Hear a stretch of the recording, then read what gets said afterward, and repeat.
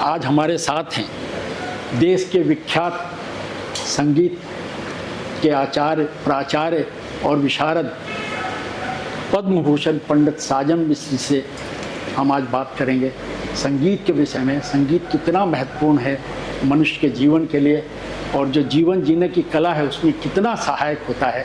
तो आज हम पंडित जी से बात करेंगे।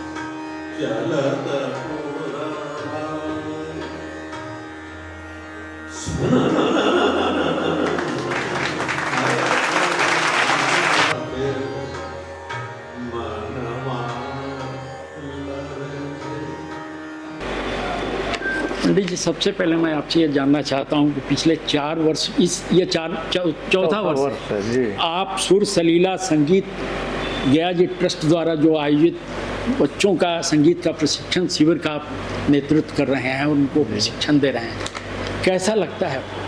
बहुत अच्छा लगता है, क्योंकि बच्चों से जुड़ने से अपना भी बचपना याद आने लगता है कि हम कैसे सीखते थे जी, हम कैसे सिखा रहे हैं। तो एक तो ये पल याद आने लगते हैं और बच्चों के साथ तो बहुत ही आनंद आता है। और सबसे बड़ा ये है कि सुर सलीला ट्रस्ट का उद्देश्य ही है कि गया में फिर से पुनर्जागरण हो संगीत का, जो करीब करीब लुप्त प्राय हो गया था। तो उसमें सुर सलीला ट्रस्ट गया का बहुत बड़ा योगदान है, और ख़ास करके राजेंद्र सजीवार जी का और उनके जितने भी ट्रस्टी हैं जो संगीत के प्रति समर्पित हैं, उन सभी का योगदान है, जिसकी वजह से ये सुर सलीला ट्रस्ट चल रहा है। सुर सलीला ट्रस्ट करीब करीब 10 साल से चला रहा है, लेकिन पिछले 4 वर्षों से ये कार्यशाला कर रहे हैं, संगीत का कार्यशाला। तो उसमें हमारे जो सीनियर स्टूडेंट हैं 10-12 वो लोग भी आते हैं बाहर से, कोई जम्मू से, कोई कश्मीर से, कोई पठानकोट से, कोई दिल्ली से, कोई भागलपुर से, कोई लखनऊ से, मतलब हिंदुस्तान के हर कोने से जी वो लोग आते हैं। और यहाँ के बच्चे होते हैं, खैरागढ़ यूनिवर्सिटी के कुछ बच्चे होते हैं, इस बार चंडीगढ़ यूनिवर्सिटी से भी 4 बच्चे आए हैं। और यहाँ शाम को छोटे बच्चों का भी क्लास होता है 1.5 घंटे का। तो हमारे जो सीनियर स्टूडेंट हैं वो लोग लेते हैं हमारी निगरानी में। तो ये बड़ा अच्छा कार्य है और इसमें आके जुड़ के हमें भी अच्छा लगता है। इसलिए मैं पिछले 4 वर्षों से, इस वर्ष चौथा वर्ष है, इससे भी जुड़े हुए हैं। छोटे बच्चे जो प्रशिक्षण ले रहे हैं उनमें आपको कोई संभावना नज़र आती है कि कल? जरूर 2-4 बच्चे तो हैं उसमें जी। अब ये है कि उनके पेरेंट्स उस तरफ उनको प्रेरित करें कि भाई तुम इस पे फोकस करो, 50% स्टडी पे, 50% अपने संगीत पे। तो निश्चित रूप से 2-4 बच्चे तो निकलने की संभावना है गया से। अच्छा पंडित जी, एक मेरा प्रश्न है, संगीत की सच्ची साधना जी और समाधि, हाँ, दोनों का कोई संबंध है? संबंध है। समाधिस्थ हो जाता है कलाकार जब अपने सुरों का अवतरण करता है जी। और उस समय वो प्रेयर भाव में रहता है। और हम लोगों के घर में जो हमारे घर की तालीम है, हमारे पिताजी, चाचा जी, पंडित गोपाल मिश्रा जी, पंडित हनुमान मिश्रा जी, उनका ये कहना है कि तुम्हारे अंतर में जो प्रभु बैठे हुए हैं, परमात्मा, उनको रिझाने के लिए गाओ, तो उनके लिए प्रेयर करो। तो उस भाव से हम लोग अपने संगीत को करते हैं। हम गिमिक नहीं करते हैं अपने संगीत में, कोई गिमिक नहीं करते हैं कि हमें ताली बजवाने का शौक़ है या सीटी बजवाने का शौक़ है। हमें शांति वाला संगीत पसंद है और शांति के साथ ही उसको हम आनंद लेते हैं और अपने अंदर एक समाधि जग जाती है। कहते हैं जहाँ संगीत ना हो और कला ना हो, ऐसी विद्याएं अगर नहीं हो तो वो समाज, देश या परिवार में किसी तरह की विकास की संभावनाएं समाप्त हो जाती हैं। इस पर आप क्या कहें? निश्चित रूप से संगीत तो देखिए एक माध्यम है। आप अगर सुर में बोलेंगे तो कभी लड़ाई झगड़ा नहीं होगा। तो पहले तो अपने भाषा को, अपने जुबान को सुरीला बनाइए ताकि आप प्यार से ही सबसे मिल सकें। आप अपना लय जो है वो हमारी नाड़ी है, धड़कन है। तो अगर आपका धड़कन अच्छा रहता है तो आपको डॉक्टर के पास जाने की ज़रूरत नहीं है। जी। तो स्वर लय आपके अंदर में व्याप्त है, उसको सिर्फ समझने की ज़रूरत है। तो उससे वातावरण भी स्वच्छ होता है। और आप ये देखिए, इतिहास उठा के कि हमारे संगीत जगत में, खास करके क्लासिकल म्यूजिक की बात मैं कर रहा हूँ, जी। उसमें कभी भी कोई क्रिमिनल नहीं हुआ आज तक। तो ये कितना बड़ा बात है कि जब वो संगीत सीखता है, समझता है, तो उसके अंदर एक माधुर्य भाव आ जाता है। तो उसका जो विचार है वो थोड़े थोड़े परिवर्तित होते रहते हैं। अब आप जितना गहरे बैठेंगे उतना आप पाएंगे। ईश्वर को पाने का बहुत सहज और सच्चा मार्ग संगीत है, ऐसा कहा जाता है। हाँ, कहा जाता है, लेकिन उसके लिए आपको तो धीरज रखना होगा, करना होगा, उस भाव से करना होगा। जी। तब तो वो ईश्वर की प्राप्ति हो सकती है। और सबसे सहज भाव है संगीत, क्योंकि स्वर ही ईश्वर है। स्वर में ई लगा दीजिए तो वो ईश्वर हो जाता है। जी। और ई कौन सा ई? जब ईगो आपका मिट जाता है। जब ईगो मिटेगा, आपका अहंकार मिटेगा, तब ईश्वर की प्राप्ति हो सकती है। तो ये तो बहुत ही सहज भाव से इसको ग्रहण किया जा सकता है, लेकिन बहुत कठिन है। कहने में बहुत इजी है, लेकिन वो तपस्या बहुत कठिन है। विनम्रता आपके हृदय में होनी चाहिए, आपके जुबान मधुर होने चाहिए, आपका व्यवहार लोगों के प्रति बहुत अच्छा होना चाहिए। तो आप अगर सभी से आशीर्वाद लेते हैं, दुआ लेते हैं, तो वो भी आपके संगीत में सहयोग करता है, आपके संगीत यात्रा में सहयोग करता है, आपको बढ़ावा देता है। सकारात्मक शक्ति बिल्कुल जगती है। बिल्कुल। शरीर की सफाई हम रोज करते हैं, नहाते हैं, धोते हैं, लेकिन कहते हैं कि आत्मा की सफाई जो है उसका सबसे श्रेष्ठ और सहज जो मार्ग है वो संगीत। इस पर आप? हाँ, बिल्कुल, इसमें कोई दो राय नहीं है। और हमारे यहाँ सांगीतिक भाषा में बोलते हैं कि ये रूह का गिजा है।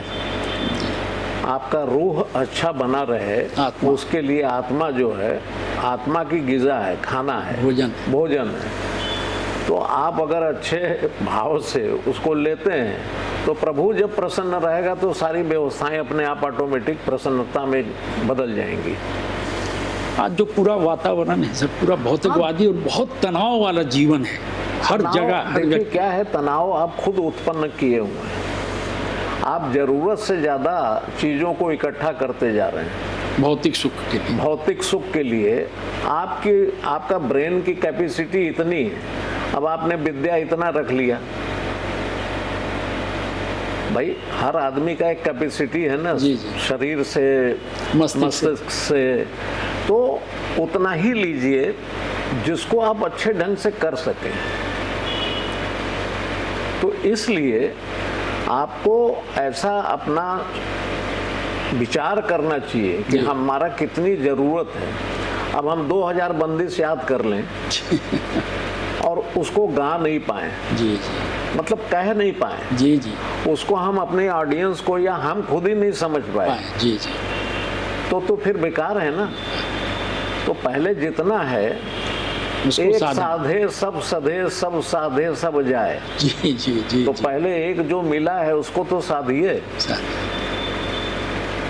एक ही जीवन का कार्य नहीं है, जी जी, कई जीवन जन्म लगते हैं, जी जी, वो उस स्तर को प्राप्त होने में। जी जी। और संगीत और गीत मुझे लगता है कि आदमी की मनोदशा को भी सुधारते हैं। अगर जो आदमी थोड़ा सा, हर आदमी के हृदय में संगीत है। कोई डर के मारे नहीं गाता है, कोई बाथरूम सिंगर है, जी, कोई ये बोलता कि अरे यार ये कोई चीज़ है संगीत। पहले के पुराने ज़माने में लोग अपने घर के बच्चों को संगीत नहीं सिखाते थे। आज करोड़पति अरबपति घर के बच्चे भी संगीत सीख रहे हैं, क्योंकि उनको स्टेज चाहिए, जी। उनको टेलीविज़न में आना चाहिए। माता पिता को भी ये हो गया कि सब हमारे बच्चे इंडियन आइडल में जाएं। जी जी जी। तो समयानुसार अगर वो परिपक्व हो जाएंगे तो निश्चित रूप से उनको राह मिलेगा, जाएंगे, गाएंगे, नाम होगा। लेकिन आदमी कितना जल्दीबाजी में है कि हमें ये भी मिल जाए, हमें वो भी मिल जाए। तो चाहत जो है जी, वो जब आप अनंत है। चाहत भी खत्म कर देंगे तब जाके संगीत में सुर प्रकट होगा आपके। और जब तक चाहत रखेंगे, एक सुर होता है, एक सुरीलापन होता है तो एक ही चीज जी। लेकिन वो सुरीला कितना होना चाहिए। जैसे कि ये मैं कॉटन पहना हूँ, 200 बाई 200 का ये इस धागे का उसका मिश्रण है, मतलब 200% 200%। जी जी। तो इस कॉटन की जो कीमत होगी वैसा हमको सुर बनाना है, और उसके लिए आपको प्रार्थना करना पड़ेगा। अब प्रार्थना करने को जल्दी लोग तैयार नहीं हैं, क्योंकि वो अहंकार से ग्रसित हैं कि हम तो इतना जानते हैं, हम तो इतना जानते हैं, हम तो जब चाहेंगे ऐसा गा देंगे कि बस हो जाएगा। कुछ नहीं होगा। बहुत सारी चीज़ें हैं जीवन में सीखने की, समझने की, और उसके बाद जाके ना उसमें खुशबू पैदा होता है। और जब खुशबू पैदा होगा तो राहगीर भी चलते चलते आपके पास में आ जाएगा, वो कहाँ से खुशबू आ रहा है भैया, सूंघ लें। जी जी।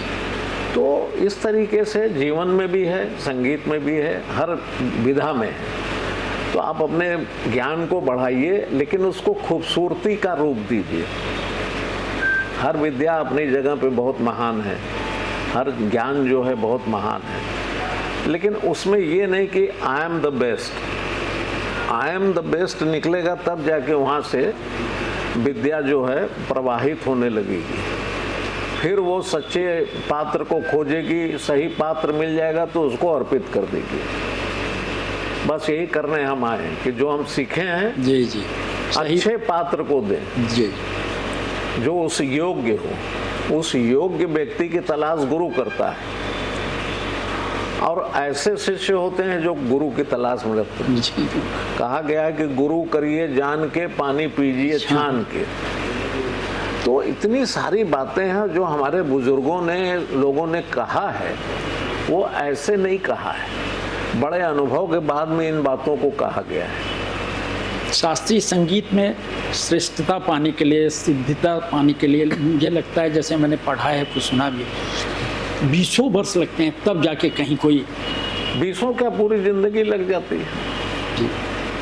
तानसेन जी जब मृत सैया पे थे जी। तो उनके जो बहुत ही क्लोज लोग थे कि भाई अब कभी भी इनका मृत्यु होने वाला है, तो वो लोग उनके करीब पहुंचे, बोले तानसेन जी आप तो कितने भाग्यशाली रहे, संगीत का आपने इतना उच्च स्तर ज्ञान प्राप्त किया, अकबर के दरबार के नवरत्न बने, आपने तो सब कुछ हासिल कर लिया, कोई चीज आपके जीवन में बाकी नहीं रहा।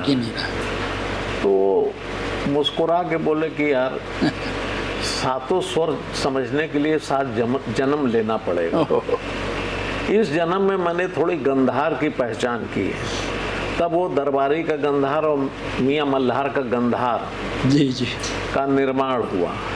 उस गंधार के रस को उन्होंने जब जाना तो बोले कि एक स्वर की पहचान इस जिंदगी में हुई है, एक जन्म, एक। अब इतना बड़ा गवैया सम्राट तानसेन जी, जी जी जी, मतलब उनको आज के माइलस्टोन है जी।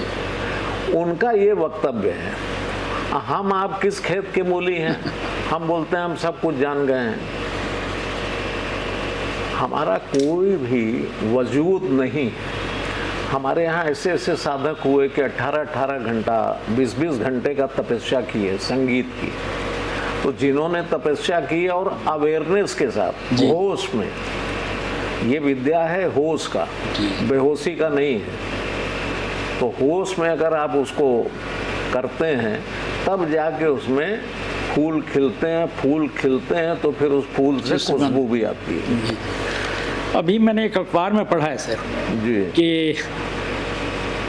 ये IIT में जांच हुआ है कि राग मिश्र जोगिया सुनने से हाँ, मस्तिष्क में अल्फा तरंगों की ऐसी सक्रियता बढ़ती है जिससे मानसिक तनाव दूर होता है और बहुत पॉजिटिव जो इम्पैक्ट दिमाग में होता है। इस पर क्या कहेंगे आप? नहीं, ये तो बिल्कुल सही बात है। आप ये देखिए, उस जमाने में संगीत के द्वारा उपचार हुआ करता था। जी जी।